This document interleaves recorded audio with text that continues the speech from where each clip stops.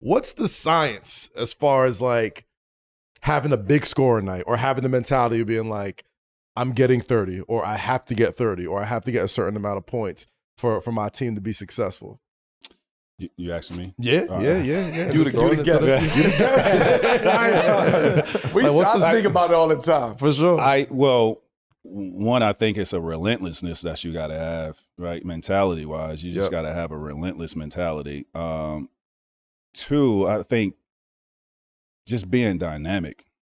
You know what I mean? Being a dynamic scorer.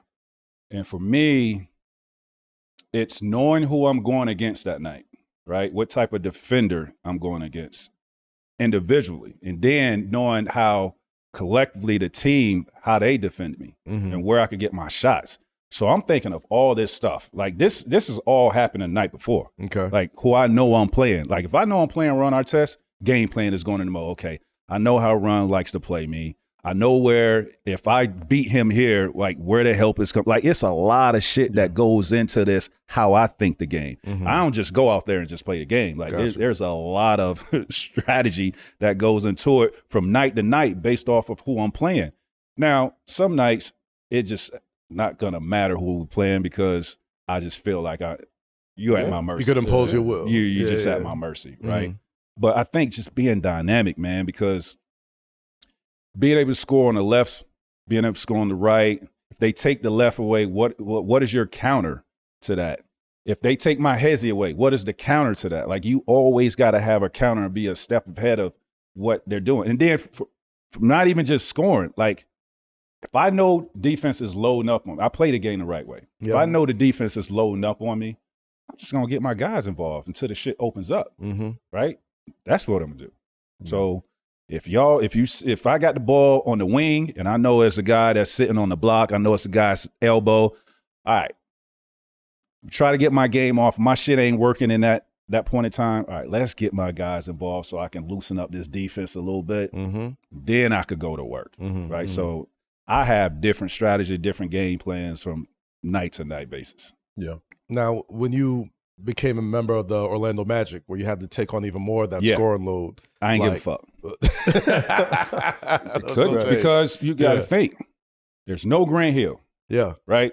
So our team was built around myself, Grant Hill, Mike Miller. Grant Hill was out for the season. Mike Miller's a rookie. I'm with a bunch of role players. I got to let it go. I can't have, now you could sit on the block, you could sit at the elbow, and I can have a guy guarding me. It ain't going to matter now. Like, I'm put in a situation where I have to do what I have to do and get these shots up. I got to force shit. Yeah. Right? It's a mandatory. I got to force it. But also be smart and, take what the defense gives you. If it's too crowded, too loaded up, look for your teammates because obviously you're going to need them. And that's how we really made the playoffs, with not having Grant Hill because I utilize those guys. The Pat Garrity's knocking down wide open shots. Darryl Armstrong knocking down his shot. You got to utilize them. You ain't going to get far. Right. Because your team is just not built to advance like that. But you can win some games playing, like that.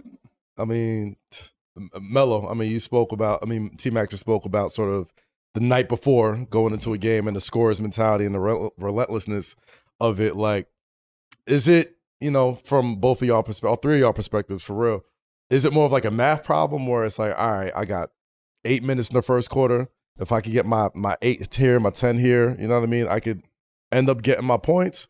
Or is it more of just like whoever's in front of me, I'm gonna take whatever they give them? Like, how does that? So early on, see it? Early on in my career, it was just relentless. Like I have to get to it. Like I know what I'm up against. I know my team. They only won 17, 18 games last year. I know coming in here, they threw me the keys at 19 years old. I got to get to it. That's the only way I know how to get to it is to go get to it. Yep. But then you start to learn how to get to it. You start to mold your game you start maturing. You start learning the game, experience, reps. I knew I had to play in a small phone booth, so to say. I knew what teams was doing to me. Yeah. Jam me, send me one way, load up, send a big over, send it. I knew it. And a lot of times you can get around that, right? But you have to really, this is where the intellect come in at, the IQ come in at. because you really have to break the game down again the night before. I was a film guy. Mm-hmm. I'm relentless when it comes to film. Okay. And you talking about not having a night off. You might have 4 games this week. You got T-Mac, you got Vince, you might have Paul Pierce, and you might have a wing who's a defender. Yeah. Right? Who ain't looking to score, who just want to back cut and get their points that way. So you going from 4 different guys and trying to figure out how to maneuver within this offense. At the same time, you got to know the defensive strategy of what they're doing. These teams are saying, load up. They don't give a fuck about nobody else over here. Right. Load up. They're calling timeout if you score. That's how bad it was. Yeah. So you got to really play the game within the game. So I started to learn that as I got older. And Vince was the one who took, Vince used to say, yo, hey, younger man, slow down, man. He was in Toronto, he was like, man, slow your ass down. I said, Vince, fuck that. I'm trying to come at you, Vince. He like, nah, man, you still gonna get the same shot. Just slow down. And I used to be like, man, Vince trying to give me some bullshit advice.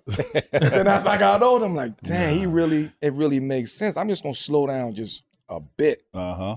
I'm gonna still get to my spot. Gotcha. And then once you get to that mode, It's over. And then you just work on your skill set. So I had to establish a foundation, and then I had to work on my skill set at the same time. I had to work on my left shoulder turnaround, right shoulder turnaround. I had to mirror everything I did left, going right at every spot on the court, though. Yes, sir. Now, when you talk about scores, pure scoring, to me, that's how I judge you.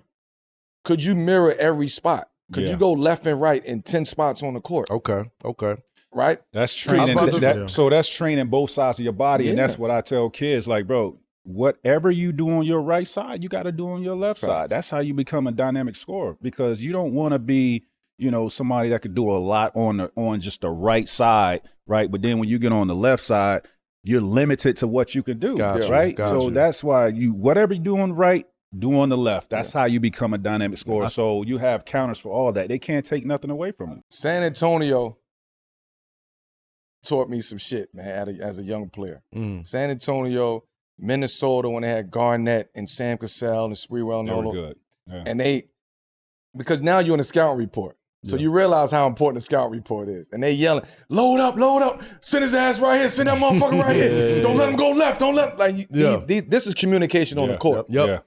You looking at San Antonio, you got Tim Duncan pulling all the way over. Anytime I touch the ball, he will pull all the way over. And I'm holding the ice on. They wonder why I'm holding this bitch for 3-4 seconds. Because I see Tim Duncan over there. I see Tim, and I'm just waiting on Tim to go clear this way so I can go. Right. But they so smart. If Tim goes back, then somebody else is coming to trap that. So when you start to learn the IQ of the game and the scouting report, and then you start getting the scouting report on yourself, that's when you start to advance the game. We talk about the purity of scoring. And then you got, I ain't gonna go to this wing. Yeah, I'm gonna go to this wing in the third quarter. Then you got big ass Jamal McGlory down there. If he a little late, he gonna lay you out. You know what I mean? So you gotta, sometimes throw your body first and protect yourself. It's like a whole bunch of stuff. You know what I mean? I want to follow up one last thing on the pure scorer comment. Paul Pierce recently was on Fox saying he's the greatest pure scorer of his generation, and you all played in his generation. Yeah. So, first off, I want to ask. You already said it, but what defines a pure scorer to you? And what are your thoughts on Paul Pierce saying he's the best? He's one of them. Paul Pierce is one of my favorite players. For sure. Yeah. He was one who, out of everybody that I ever studied the game and watched, he had a counter to a counter with another counter, right? And he can do it off the left pivot and he can do it off the right pivot, which is scary because you never know what the fuck Paul Pierce is going to do. It's so unorthodox.